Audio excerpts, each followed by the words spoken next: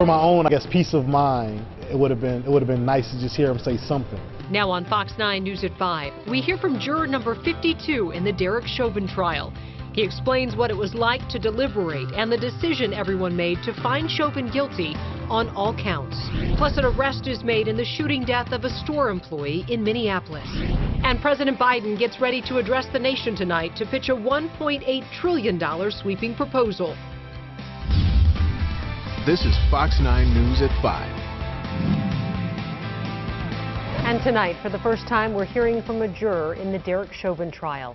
Hi, everyone. Thank you for joining us. I'm Kelsey Carlson. And I'm Amy Hockert. He tells us what happened during deliberations and why agreeing to guilty convictions on all 3 counts actually went faster than the rest of the world realized. Our Leah Bino spoke with juror number 52. Leah? Yes, Brandon Mitchell is a junior varsity basketball coach for North Minneapolis High School. We talked with him for more than an hour today, starting with why, despite Judge Cahill announcing that jurors' identities in this case would not be released by the court for 6 months, he wanted to speak up publicly now.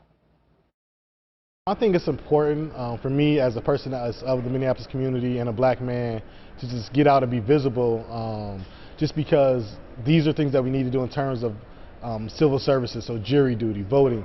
Those are things that can help spark change. And with me being so visible, I can help spark some of those changes. Juror number 52, Brandon Mitchell, says once deliberations started and a 4-person was chosen, the jury dove right into the manslaughter charge against Derek Chauvin.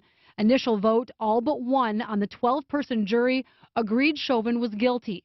Within an hour, the jury was unanimous on this charge. Mitchell says then the next day, when deliberations picked back up, third-degree murder discussion took a few hours because of its complexity. But by the time jurors did a preliminary vote on second-degree murder, the discussion only lasted about 20 minutes.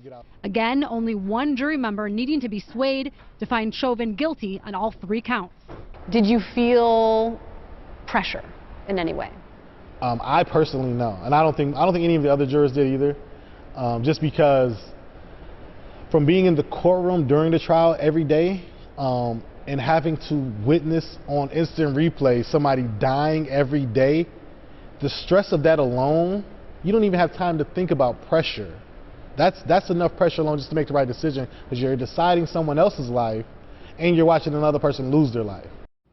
Mitchell adds Dr. Chauvin was the strongest witness in his mind, but he adds the defense did a very good job. He also believes the jury might still be deliberating right now had it not been for the cell phone video in this case. Now, coming up at 6, we'll talk much more with juror number 52, including what he has to say about the future, now going to visit 38th in Chicago, and someday potentially meeting George Floyd's family. Amy, Kelsey, back to you.